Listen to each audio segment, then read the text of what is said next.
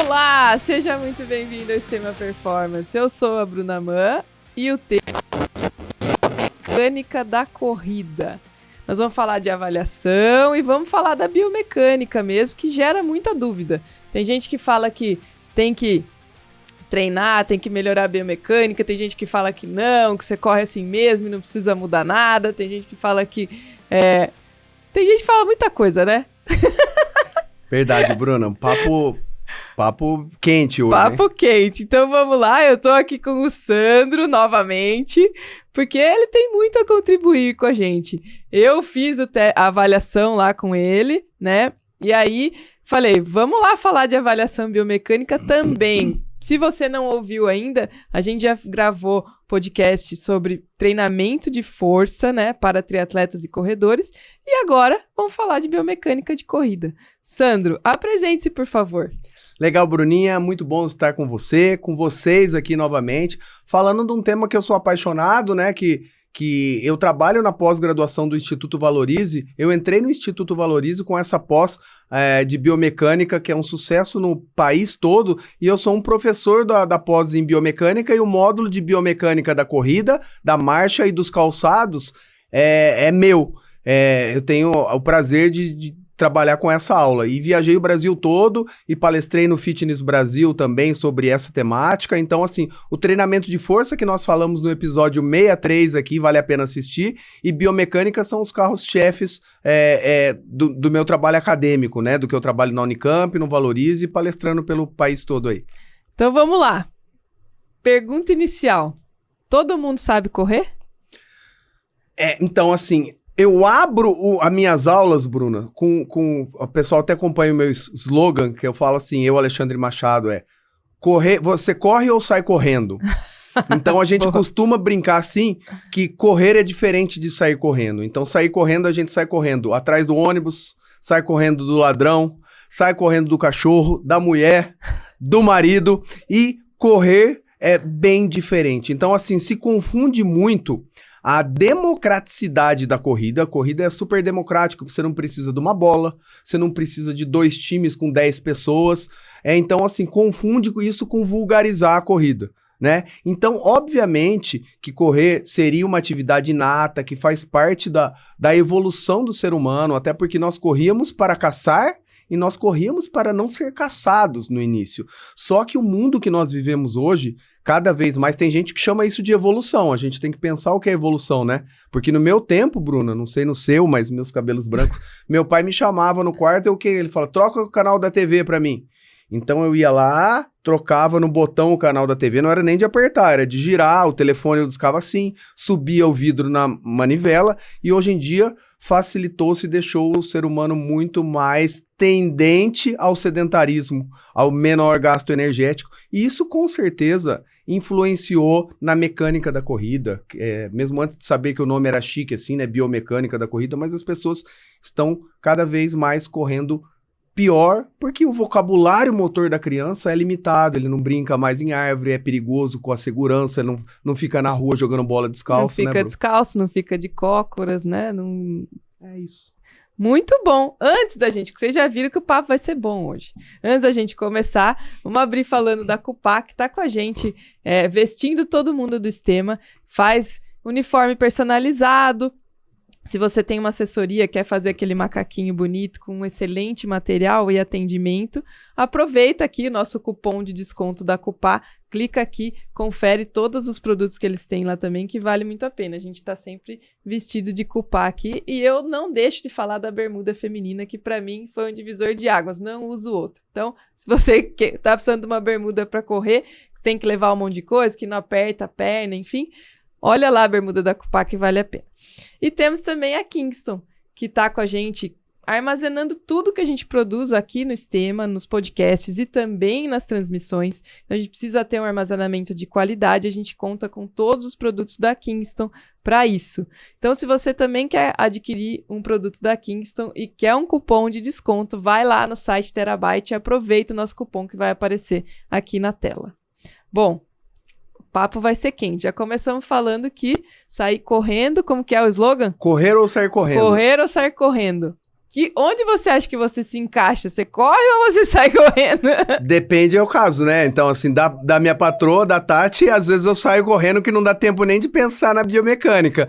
Mas quando eu vou treinar, quando eu vou pra pista de atletismo, quando eu vou fazer uma prova, Bruna, eu tento correr porque isso implica em minimizar os riscos de uma lesão e eu ser mais econômico. Sendo mais econômico, você economiza energia para a hora que precisar fazer força no final da prova, ter essa energia. Grosseiramente, é isso. E por onde a gente começa, então? Vamos lá. Um atleta te procura e fala, quero correr, ou eu já corro, quero melhorar a minha corrida e não sei como melhoro. Bom, um ponto importante que você tocou, né, Bruna? A gente falou desse contexto no alusivo ao treino de força, que o atleta me procura quando ele tá com dor. Então, quando ele tá todo ferrado, ele vem procurar o treino de força para prevenção. Aí não é prevenção. E provavelmente você não possa começar com o treino correto de força, porque você tem que retroceder para iniciar. E a corrida é a mesma coisa, Bruna. Então, o primeiro passo é a gente avaliar, né? Porque existe um ditado que eu gosto muito, que você não evolui o que você não pode medir. Então, assim, você tem que fazer uma avaliação biomecânica para entender se sua corrida está boa, sofrível ou ruim, né? Só que a maioria das pessoas vai atrás também, muitas vezes, a melhorar a biomecânica, que eu tô com dor, tô com uma fratura por estresse, uma tendinite, e aí talvez a falha, o déficit biomecânico da corrida é por um mecanismo antálgico, ou seja, a dor faz com que ele corra mancando, com uma mecânica diferente. Então, a melhor maneira de fazer uma avaliação biomecânica para analisar a sua corrida é quando você está correndo no seu padrão, entre aspas, não gosto muito dessa palavra, normal, né? Então, sem algum fator externo afetando. E outra coisa, tem gente também que vai procurar avaliação biomecânica da corrida se ela nem corre ainda. Também não faz sentido algum. Então, eu indico que você já seja um corredor relativamente, pelo menos, intermediário, que você consiga correr 5, 10 quilômetros para avaliar a biomecânica. Então, se você está no corre-caminha, ingressando no contexto da corrida, também acho que não vale a pena, é muito perder dinheiro. Convidado assim é bom porque eu penso na pergunta e ele responde. Eu ia perguntar justamente isso. Eu falei da empatia nossa. A pessoa que começa a correr e tá correndo e caminhando, eu falo muito assim, não tem muito por onde sair. Precisa treinar, precisa aprender o gesto. Cada um vai, lógico, dentro disso tem a individualidade, né? Ele vai aprender a correr, caminhar, vai entender o que é isso, vai entender que vai começar a doer, vai doer canela, vai doer pé, vai doer joelho, né? Vai ter essa adaptação para depois ele conseguir absorver algo que uma avaliação vai trazer. Porque senão você vai lá, eu corro e caminho, eu vou fazer uma avaliação para melhorar. Ainda não é o momento, né? O momento de fazer a avaliação é quando você já corre.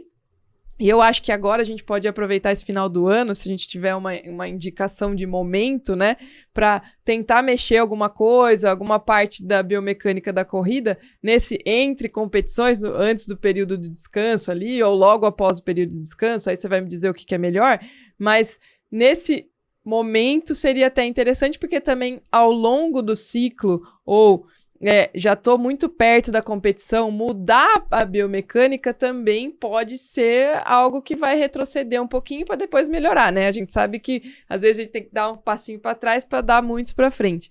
Então, eu acho que começar por esse momento, já que você tocou nesse assunto, é importante.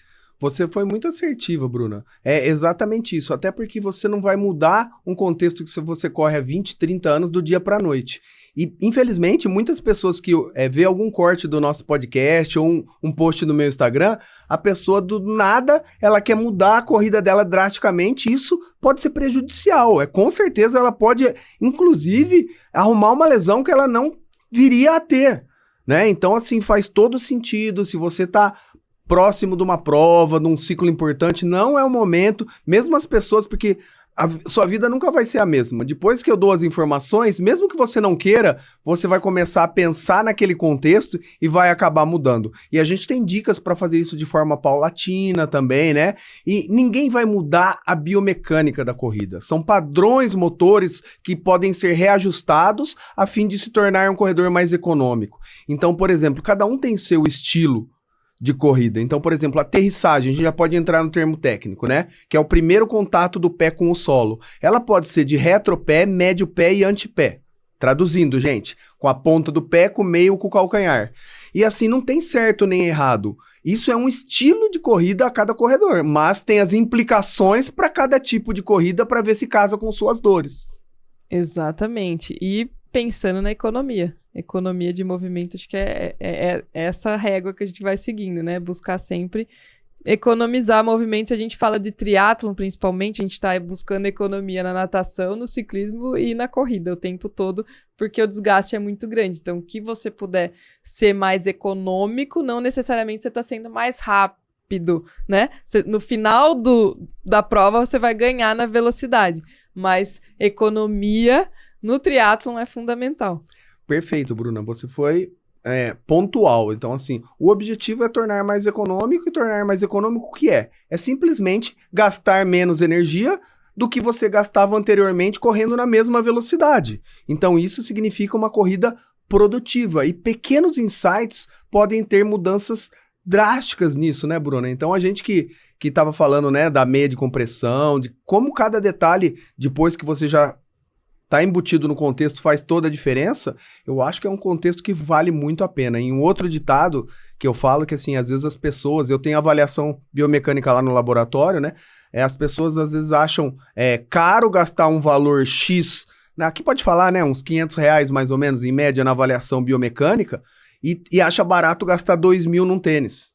Uhum. Entendeu? Então, assim, você tá mudando com o que você corre, não tá mudando como você corre. Então, às vezes não, com certeza, eu corro com um tênis nacional, né, que eu acho que tem uma resposta super boa e que é muito mais barato do que tênis caríssimo, e assim, é muito mais vantagem você mudar a sua mecânica para sempre do que no tênis para disfarçar a sua mecânica. Gostei, hein? Vai dar um corte bom isso aí. Verdade. Mas é assim, a gente sempre fala que a gente sempre dá informação aqui pensando no resultado final. Então, investimentos, se a gente for pensar, né? Vamos fazer avaliação, vamos investir num profissional para me orientar. Tem que ir pesando o que você vai investir.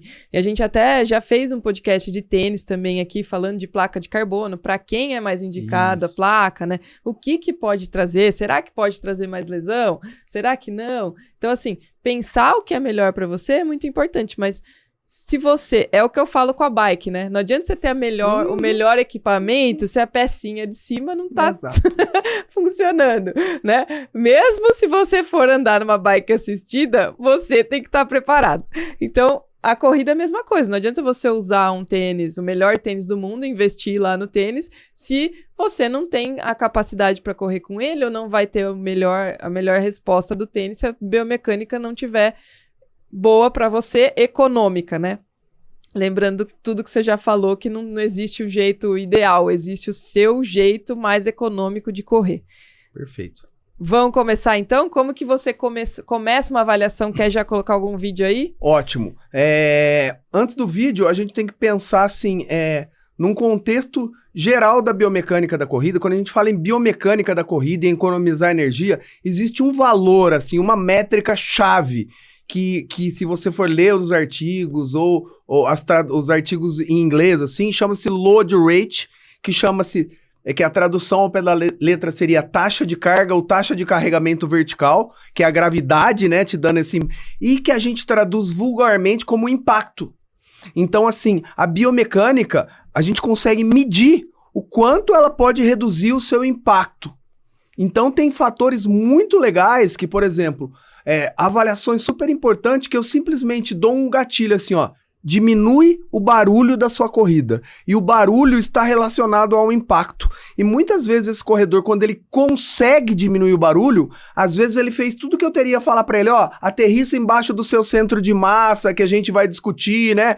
Diminui, aumenta a cadência. Então, se ele conseguiu diminuir o barulho, às vezes ele já fez tudo que eu usaria uns nomes difíceis para ele conseguir. Então, o barulho está relacionado ao impacto. Se você está correndo do lado de um amigo, se escutem correndo. Quem está correndo fazendo mais barulho, com certeza está correndo com mais impacto. E se você pensar em correr diminuindo o barulho, você está atuando na biomecânica para reduzir o impacto. Reduzir o impacto se torna mais econômico, menos chance de se machucar. Isso que ele falou é a chave de você ter a percepção. É uma das coisas que a gente fala muito, que a gente começou falando aqui o podcast. O Sandro falou, eu levantava para trocar o canal da TV. E aí a gente vai perdendo, né, a nossa percepção. E quando a gente vai treinar, o que a gente faz? Põe música. Né? Eu nunca corri com música, porque eu sempre gostei de ouvir a passada. E às vezes quando você fala isso, tudo, né? A pessoa, ô louco, você tá de brincadeira, vou ter que tirar a música pra correr. Se você quiser melhorar a sua percepção, você vai precisar. E entrando em outro ponto, mas assim, só pra gente colocar aqui também, a importância de você se conhecer sem olhar relógio. Correr na sensação. Cegas, né? Correr na sensação te traz isso. Você começa a sentir mais seu corpo, entender o que está acontecendo ali, o quanto para você é leve, o quanto para você pode ser um pouco mais intenso o treino. E ouvir é algo que, assim, toda vez que eu vou correr com alguém, eu vou correr com algum aluno, eu fico prestando atenção no como tá sendo o barulho ali do impacto, e você consegue perceber se tá arrastando, se tá conseguindo fazer a passada. Então, dica de ouro já, que não custa nada. A gente falou até de custo aqui, corre sem som. Pronto. E hoje em dia, além da segurança, né, Bruna? Então, o pessoal dirige no celular, então, assim, você tem que estar atento. E, assim, a gente fala da nossa empatia. Bruna, eu também nunca consegui correr. Treino longo, tudo sem música. Escutando, ouvindo o próprio corpo, entendendo esse contexto. E é muito importante o que você falou. Então, eu também acho que você se enxerga menos quando você tá usando a música ali. E assim, aproveitando até, a gente também tem aqui episódios com psicóloga, né, com a doutora Carla de Pierro.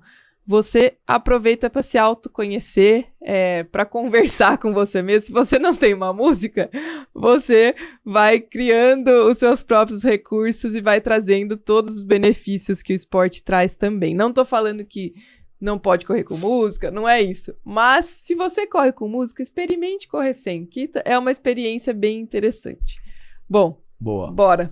Podemos começar a mostrar aí, né, Bruninha? Mas a gente vai e volta só para o pessoal visualizar. Então, obviamente que hoje, lá na assessoria, nós temos uma parceria com o Running Lab, né, da USP. Para você ter ideia, é o mesmo software que faz a avaliação dentro do Einstein, né? E eu sou exclusivo lá de Campinas e região, então o pessoal quiser, que a gente faz uma avaliação ali, ó, com 3 câmeras, 2 laterais e uma posterior ali, que a gente coloca aí nosso fisioterapeuta para dar mais excelência à avaliação também, que a gente ajunta isso com o prognóstico de dor, com todo o conceito. Então a gente coloca LED no corpo do avaliado todo, né? Então depois pode ir pro próximo vídeo ali.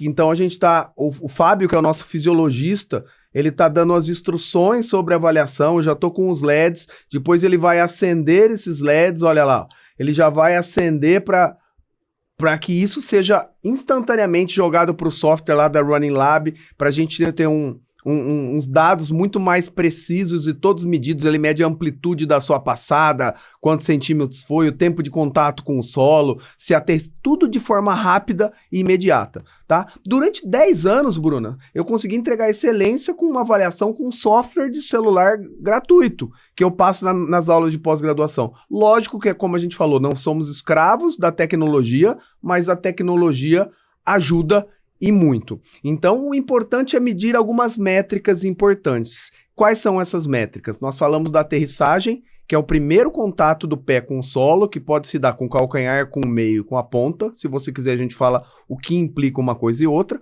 Depois de analisar a aterrissagem, nós analisamos aquela medida que eu falei que é a mais importante, a meu ver, que é a distância da aterrissagem para o seu centro de gravidade ou centro de massa, que está localizado naquele ossinho lateral do corpo, que é o trocânter maior do fêmur. Então, ali passa a linha da gravidade, do centro de massa. Então, a distância do trocânter para a aterrissagem é o que a gente chama de overstride. Então, quanto maior essa distância, mais impacto você tem. Ou seja, quanto mais longe do seu umbigo, do seu queixo, do seu próprio corpo você aterrissa, mais barulho você está fazendo e mais você está freando sua corrida. Porque você vai pisar à frente e quando a gente quer correr, a gente quer ir para frente. Então, se a gente pisa muito para frente, a gente está quase que dando uma brecada, a cada passo que a gente tá. Então, essa é a métrica principal que a gente chama de overstride. Então, overstride é o que mede o impacto. Quanto maior o impacto, mais chance de lesão de ser menos econômico. Maior é o barulho. Então, essa medida que a gente tem que diminuir. Como? Diminuindo esse braço de momento, tentando aterrissar o mais embaixo do meu trocânter, que na verdade o trocânter tá aqui, eu falo, pisa embaixo do seu queixo, do seu umbigo, para você tentar deixar essa passada mais curta, entre aspas, porque a sua passada vai crescer para trás e não para frente. Pergunta aí. Não, adorei. Porque é um tema de uma pós-graduação de 1 ano e meio que a gente tá aqui num podcast, não, sim, né? Então faça muito, perguntas práticas que eu respondo. É muito detalhe, mas visivelmente, assim, né? Assim, quando você for falando, eu fui fazendo a imagem mental do que você tava falando. Então, eu vou traduzir o que eu entendi e você depois comenta aqui o que você entendeu também. Ótimo. Você tá correndo aqui, vamos supor que isso aqui é a minha perna, né? Então, o que você falou que vai causar um maior impacto e né, desaceleração é eu jogar minha perna lá na frente, aterrissar com o calcanhar, muitas vezes, ou não, e ficar longe aqui, daí eu tenho que fazer muita força pra ir pra frente de novo. Sendo que se eu fizer isso aqui e for pra frente, eu vou ser muito mais econômica. É isso? Você matou a pau, traduziu bem com uma linguagem simples, que é o que a gente quer, e é bem isso mesmo. Muitas vezes, a maioria dos corredores, Brunas, eles nem são corredores de retropé, de calcanhar. Mas como eles pensam, quanto maior meu passo, melhor ele põe lá pra frente, ele acha que tá se ajudando e tá se atrapalhando. Então ele nem é corredor de retropé. É que como ele pisa lá na frente, a tendência é pisar com o calcanhar. Então se esse cara aterrissa com o calcanhar embaixo do centro de massa, beleza, é um estilo dele aterrissar com o calcanhar. Mas 80% das pessoas, quando aproximam a aterrissagem do centro de massa, sem eu pedir, eu nunca vou pedir para mudar o tipo de aterrissagem, mudam de reto para médio ou para antepé. Ótimo. E aí, você falou no começo, quer que eu fale da aterrissagem? Já deu um spoiler aí. Só uma dúvida. E para quem aterrissa já com antepé, isso gera algum tipo de lesão ou chega a ser prejudicial? Você falou que você não corrige, né? Ótimo, Bruno. Então vamos lá. Primeiro a gente tem que partir de um conceito que o tipo de aterrissagem também tem a ver com a duração da corrida. Tá. Então, quando eu vou dar aula na pós-graduação, eu dou um exemplo, eu falo, se entrasse um ladrão aqui, né, e com uma arma aqui, e todo mundo saísse correndo, você acha que é voo de retropé? Como é uma corrida de sprint muito rápida para fugir do ladrão, eu tenho certeza que todo mundo sairia aterrissando em antepé e nem colocaria o calcanhar no chão. Então, se a gente for fazer uma análise do Bolt ou dos corredores de 100, 200 metros rasos correndo, eles não só aterrissam de antepé, como nem colocam o calcanhar no chão. Por outro lado, se você for correr 4 horas, 3 horas só na ponta do pé, será que você não vai sobrecarregar muito sua panturrilha? Sim. Mas quem aterrissa com o calcanhar vai sobrecarregar menos a panturrilha? Vai, mas alguém tem que pagar a conta do impacto, porque o impacto é aquela distância. Então, qualquer aterrissagem vai ter uma distância. Então, se o corredor de antepé usa mais os ossos do pé, o tendão de Aquiles e a panturrilha, o corredor de retropé usa mais o calcanhar, as articulações de joelho e quadril e as colunas e os discos intervertebrais da coluna. Então, alguém paga a conta, né? E aí, no médio do pé, o meio do caminho entre esses dois. Então, não tem jeito certo e o valor da conta tem que ser pago por alguém. Obviamente, Bruninha, como você disse, se eu pego um corredor que tem uma hérnia de lombar, eu fico torcendo para ele ser corredor de antepé. Por quê? Ele vai usar mais a panturrilha, o tendão e o pé e vai conseguir aliviar um pouco a lombar dele. E se é um cara que tem ruptura de tendão de Aquiles? Eu gostaria que ele fosse corredor de retropé. Mas, na verdade, o que importa não é diminuir isso, é diminuir o impacto geral. Porque quando você diminui a conta, o valor da conta geral, você diminui o quanto seu calcanhar, quanto o pé, a panturrilha. Então, acho que é isso.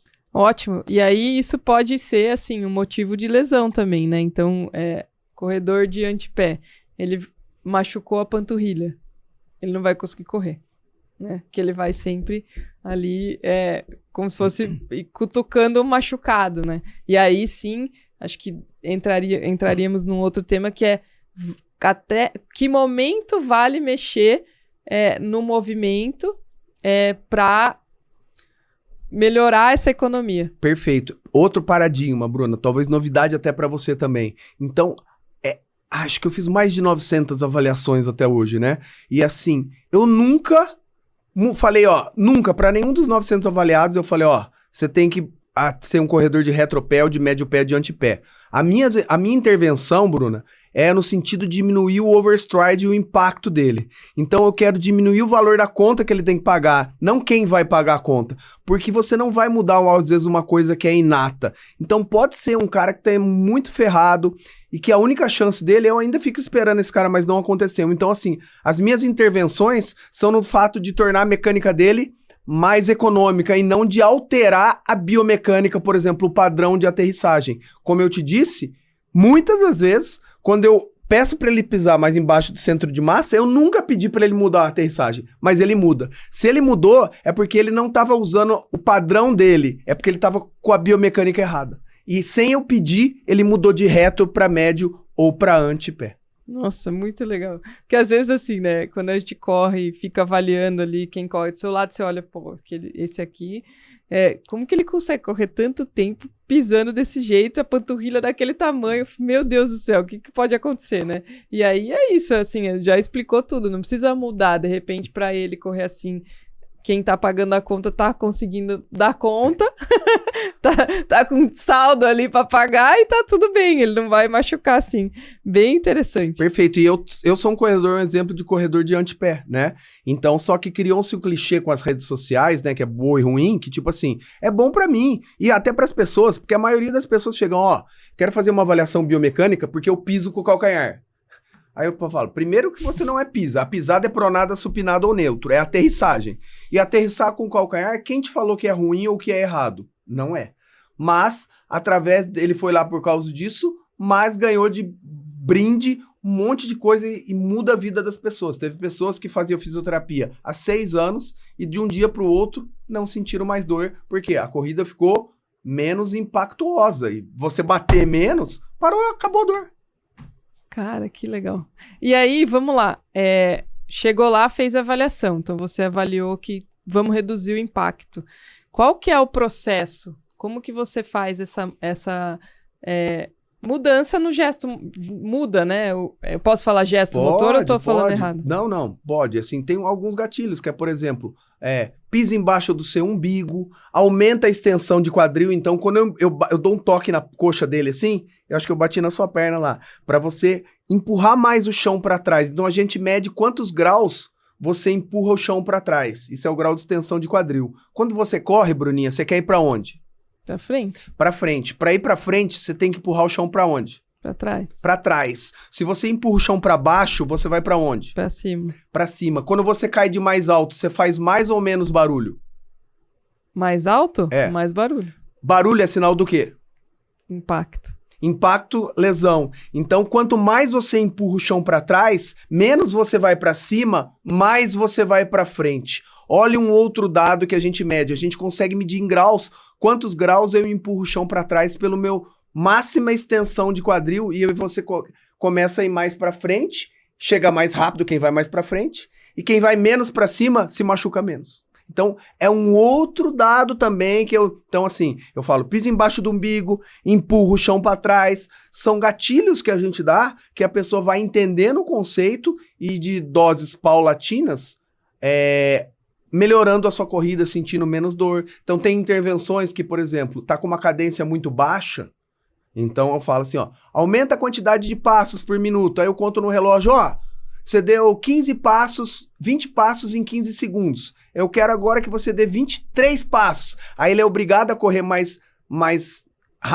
mais passos, e quando ele corre com mais passos, é um indicativo de ele também não ir para cima, porque quem corre menos passos vai lá, pá! Olha, no microfone aqui, bate outro passo. E quem pisa assim não dá para ir muito para cima, porque dá mais passo. Então, cada avaliação me dá um indicativo de uma intervenção que eu posso dar. E aí, você vai fazendo essa intervenção, por exemplo, é uma sessão de treino. Então, você faz um dia lá a avaliação, vai identificar tudo, né? Um relatório completo. Entrega para o aluno. Legal. Aí ele vai pegar e falar, e agora? O que eu vou fazer com isso? Então, ele vai lá e faz uma sessão para você ir falando o que ele precisa, dando os gatilhos para ele ir mudando. Legal, Bruninha. Então você me conhece, acho que minha veia de professor, né? Que eu amo dar aula, tá lá. Então isso é um diferencial, porque às vezes as pessoas vão em laboratórios de última geração, o cara entrega 10 páginas pra ele, sabe o que ele faz? Ele guarda na gaveta dele e ele nunca mais vai abrir isso. Então, mesmo que ele não volte lá comigo, a gente fala, ó, você entendeu? Agora vamos lá pra esteira mostrar o que eu quero que você faça nos seus treinos pouco a pouco. Pisa embaixo do... Entendeu? Olha o barulho, escuta, aumenta a extensão de quadril. A gente faz algumas vivências práticas, tudo isso na frente de uma tela de televisão. Porque tem um estudo científico que mostra, quando você só fala, ele se apropria de uma porcentagem. Quando você fala e mostra, então ele vai vendo como ele corria, passa a ver como ele correu depois das intervenções, e isso faz com que ele fixe e aplique as lições de casa, que eu vou dar exercício. Tem gente que precisa fortalecer um músculo, outro, né? Então tem gente que é pela mecânica e tem gente que é por fraqueza muscular. Então a gente avalia tudo isso, dá exemplos práticos e exercício para casa. E o sonho de consumo é que essa pessoa volte pelo menos a cada 4 meses para vendo se ele realmente está gastando menos energia. Ah, legal. Então o retorno é 4 meses. 4 meses. E aí, os triatletas, vamos lá, que a gente tem bastante triatleta aqui. E aí a gente sabe que é bem comum ter a corrida sentada, né? Lógico, a gente sabe que um pouco de falta de mobilidade, né? Usa muito ilha-pessoas para pedalar. O que a gente pode fazer para melhorar isso? Ótimo, Bruno. Então, assim, lógico que não existe regra, mas a gente está aqui para solucionar e pensar no que acontece. Então, assim, o que acontece para um não necessariamente é para outro. Então, você tocou num fator importante, né? Um dos grandes motivos que o triatleta tem uma mecânica pior do que o corredor, além de se dedicar exclusivamente àquilo, é que horas que o triatleta vai correr? Depois de fazer o quê? Pedalar. Pedalar e nadar. Então, ele está cansado. Então, nada mais natural de que alguém um pouco mais cansado corra com uma mecânica mais sofrível do que alguém descansado. Então, o primeiro ponto é esse, tá? Só que quanto mais energia eu consigo economizar, mesmo cansado, menos impacto, menos dor, mais economia de movimento e mais rápido eu vou chegar. Então, o conceito é o mesmo. Agora, vamos pensar o que é correr sentado, que você falou um ponto legal. Então, às vezes, correr sentado é correr com uma retroversão pélvica, ou seja, a sua pelve, a sua bacia vai para trás, e aí você tende a quê? Pensa assim, ó, vamos ver a câmera onde me pega aqui, ó. Se eu corro com a pelve para trás, assim, com uma retroversão pélvica, eu jogo o meu acetábulo, que é o buraco que a cabeça do fêmur é encaixada, para frente. Então, se eu jogo aonde eu começo a minha perna para frente, a minha tendência é pisar onde? Mais para frente ou mais para trás? Mais para frente. E aí cabe todo aquele contexto. Então, se eu tenho essa retroversão pélvica por função ou pela fadiga, que eu já pedalei, fiquei sentado no banco, a minha biomecânica tende, como meu fêmur tende a jogar para frente, tende a fazer tudo que a gente falou que não deve ser feito. Aterrissar mais à frente, aumentar meu overstride, fazer mais barulho e dar mais impacto. Então, se o objetivo é melhorar a fadiga, a gente trabalha, mas a gente pode trabalhar no sentido de ter uma anteversão pélvica. Trabalha com alongamento, com fortalecimento, com exercícios de mobilidade, para você jogar a sua pelve mais para trás. Aí, em vez de você apontar o seu fêmur para frente, você começa a ficar mais fácil você cumprir o meu objetivo de pisa embaixo do seu umbigo, né? Uhum. Que a gente falou. Então, todo esse contexto vale a pena. E outra, o cara que tá alinhado, ele consegue executar o que você fala, né, Bruna? Sim. Então, assim, uma coisa é você falar pisa embaixo do umbigo, outra coisa é o cara pisar embaixo do umbigo. Exato. Então, eu tenho atletas avaliados que em 10 segundos mudam a vida dele, e eu tenho atletas que demorou 2 anos para ele conseguir consolidar essa mudança. É muito individual. E aí entra também um caso que pensei agora, né? Triatleta, o ideal é avaliar depois de um treino de bike pesado? Pegar ele cansado? Isso. Então, assim, esses são os princípios específicos, Bruna. Você foi num ponto fundamental. Por quê? Eu tenho que criar um padrão para minha avaliação, tá? Uhum. Então, qual o padrão que eu criei para ter um padrão? Então, quem não me fala nada, tá tudo bem, quer fazer? Eu falei, bom, nós vamos analisar a biomecânica numa velocidade de L2, de limiar anaeróbio, que eu convido vocês, eu já ouvi muito podcast, então dá para ouvir muito podcast para entender qual é essa velocidade. Mas eu criei esse padrão, tá? Por quê? Porque a maior velocidade... Isso aqui é importante também da aula. A velocidade a velocidade que corre influencia na mecânica da corrida, sim ou não? Sim. Sim. E aqui não tem pegadinha. Você acha positivamente ou negativamente? Quem corre mais rápido, corre mais bonito ou mais feio? Mais bonito. Então, a velocidade influencia positivamente na mecânica da corrida. Então, por que você não corre sempre a 2,5 por quilômetro, Bruno? Se cansa. Porque eu não aguento. Porque eu canso. Exato. Então, porque eu não vou... Então, o conceito de limiar anaeróbio é a maior velocidade que você pode correr por cerca de 1 hora. Uhum. Então, eu adotei esse padrão. E respondendo a sua pergunta, se chega alguém que fala assim, Sandro, eu tô com uma dor, mas só quando eu corro longo com esse tênis. Eu falo, então, qual a velocidade de treino longo? Eu quero te avaliar, porque é um caso específico, na velocidade de treino longo e com o tênis que você tem dor, para ver se o padrão biomecânico muda, porque às vezes ele tem um padrão biomecânico diferente em Z1 do que ele teria em Z4. Então, quem não me falou nada, o protocolo tradicional das minhas avaliações é medir em limiar, porque esse é o padrão. E quem não tem alguma dor, alguma queixa, como você falou, eu escolho uma velocidade. Qual que é o X da questão?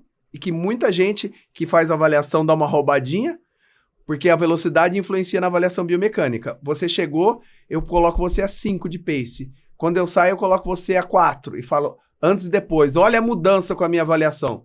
Mentira, a mudança foi pela velocidade. Então, depois de 4 meses, quando a pessoa volta, Bruninha, todo mundo que volta ganha uma avaliação gratuita.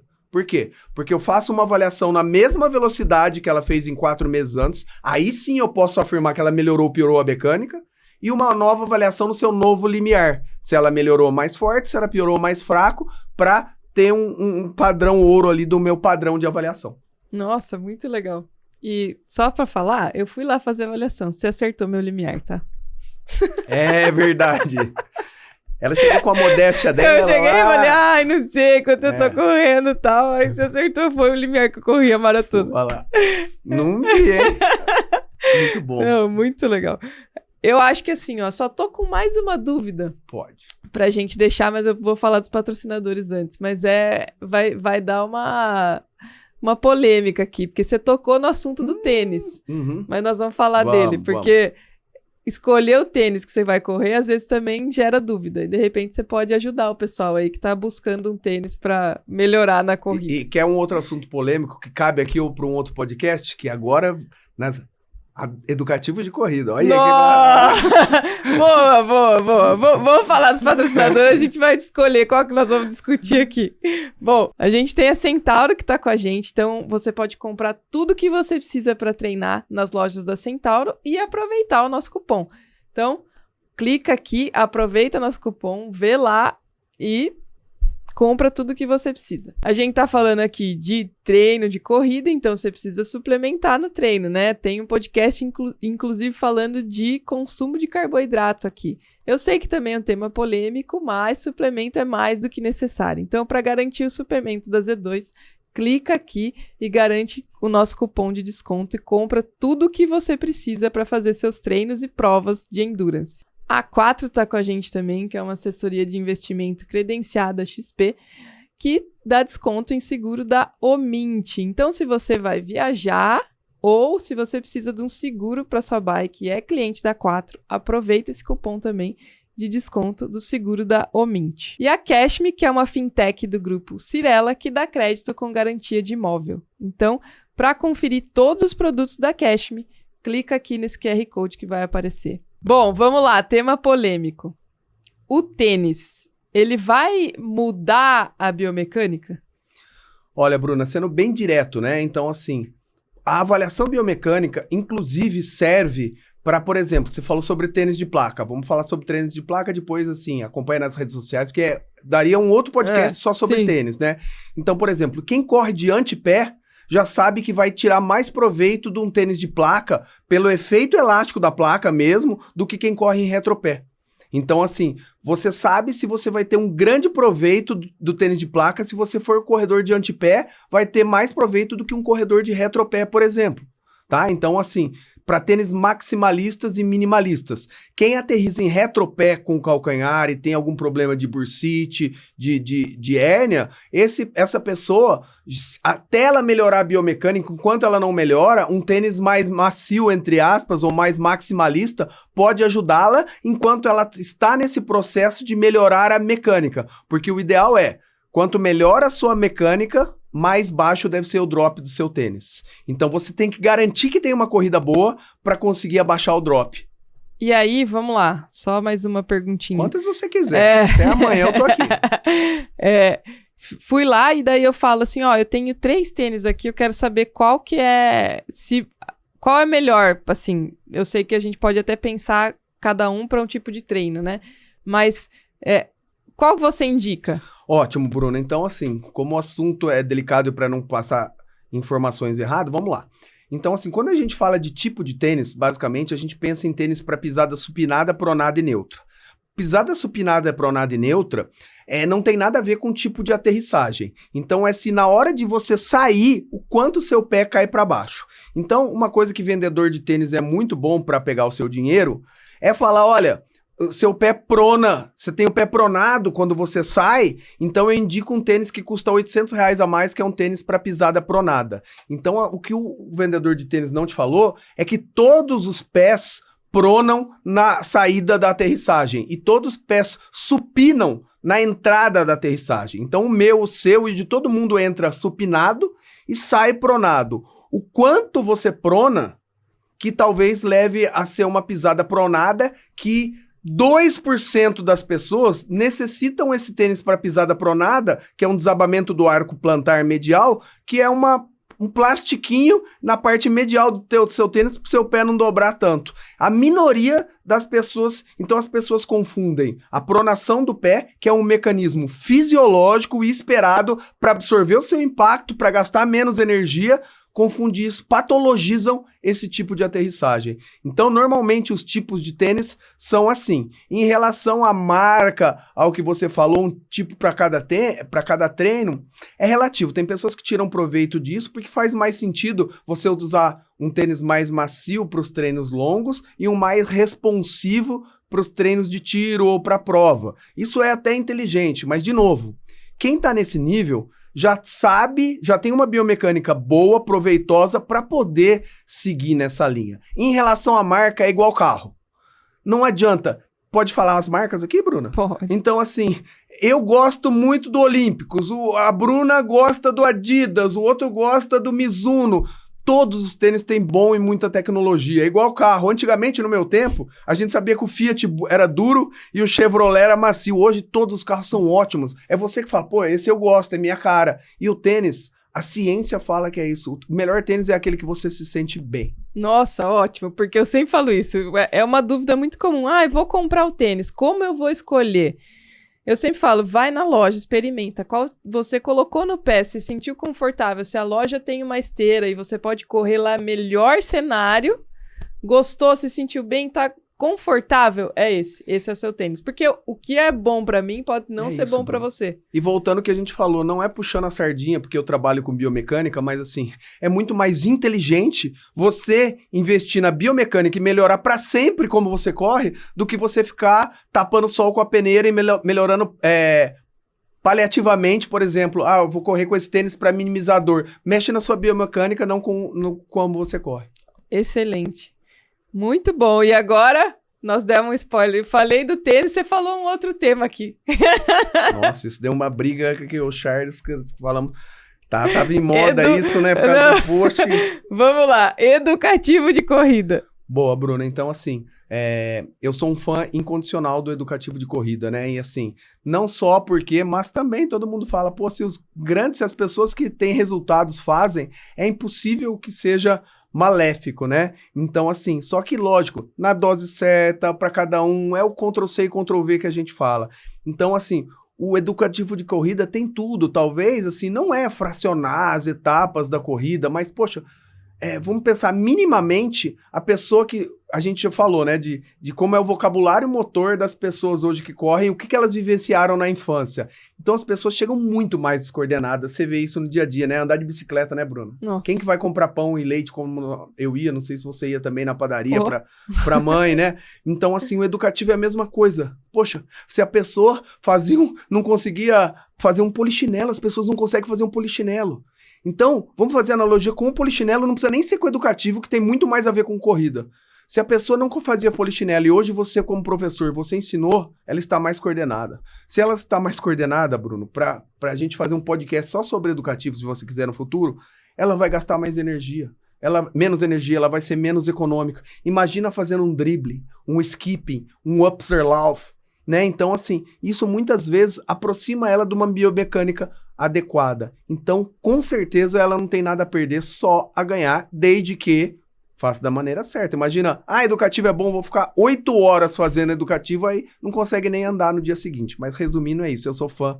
E os maiores nomes da educação física e da corrida que trabalham com a gente, professor Charles Lopes, Herbert Simões, Guilherme De Agostini, que a gente fez um podcast com esse tema tão sutil, né? Então essas pessoas que eu admiro tanto também pensam como eu. Ótimo, a gente fez também agora, acabamos o curso de treinadoras, daí falamos disso, né? É um tema recorrente. E aí até como um aquecimento, né? Tá ali, vai mudar um pouco o movimento mesmo, aquecer ali, né? Aquecer as articulações, enfim, super válido. É muito, né? Isso. Para quem, para quê, né? Isso. Qual o objetivo? Para quem você tá passando esse exercício e o que isso vai gerar, o que vai mudar no atleta, né? Então, muito importante pensar nisso antes de falar que não serve, né? Não é uma coisa indicada para todo mundo. Acho que é muito onde o atleta tá, se ele vai ser supervisionado, porque também, às vezes, se você treina à distância e manda um vídeo de um educativo, você também não vai saber como ele tá fazendo aquilo. Talvez, naquele momento, não seja tão interessante fazer. O atleta tá começando, correndo e caminhando. Será que para ele é bom? Não, fazer sem, né, alguém ali corrigindo. Enfim, analisar o contexto, trabalhar, a gente sempre vai e volta aonde? Individualidade. Que é uma coisa que o copia e cola não traz. Então, exatamente. Fazer por fazer não vai levar em lugar nenhum. Para quem precisa, alguém vai olhar esse atleta fazendo? Ótimo. Então, pensar nesse contexto, entender e indicar ou não, né? Falou e disse, Bruninha. Concordo plenamente. É exatamente isso. Show. Deixa aí os seus contatos, sua rede social, onde que o pessoal te encontra. Dúvidas, se quiser buscar o Sandro, ele tá super disponível também. Boa, Bruninha. Então, além do treino de força que a gente falou, né, que muita gente procurou esse programa, tem um alcance fantástico, né? Eu nunca tive tanta procura para treinar força depois que você treinou com a gente, que eu vim aqui fazer o podcast. Então, além do treinamento de força, como você também viveu, a gente tem esse software que é o mesmo usado no Einstein, na USP, do João lá do Running Lab, lá, que eu sou exclusivo. Então, se você é da região, ou mesmo teve gente que veio de fora do país para fazer a avaliação, ela é muito importante. É só ligar lá, marcar com a gente, me chama no Instagram, fala que ouviu o programa, que a gente faz uma condição especial para você. E também muito conteúdo nas redes sociais, sandrorodrigues.phd. Então, no meu Linktree lá tem, por exemplo, alguns livros gratuitos, além do meu livro que a gente falou no último episódio aqui. Então, o livro da Unicamp, que é gratuito. Tem o Resistência Podcast, que todas as quartas sai um episódio novo. A Bruninha já participou. E é isso aí, é sempre um prazer estar aqui com um tema que a hora voou, né, Bruninha? Não. E foi muito legal estar participando com você mais uma vez. Estou à disposição. Beijo pra vocês, obrigado, Bruna, tamo junto. É isso, muito obrigada. Não esquece de avaliar a gente no Spotify, no YouTube. Clica lá pra ser informado toda vez que sobe um podcast novo. Toda quinta-feira a gente sobe o episódio. E aí, classifica lá pra ajudar a gente também a continuar com esse programa aqui. Se você quiser também indicar algum tema que você quer saber mais, coloca lá, manda os comentários ou me manda mensagem que eu também tô sempre ativa nas redes sociais. É isso, muito obrigada por acompanhar mais esse episódio. Esse foi mais um Extrema Performance. Valeu!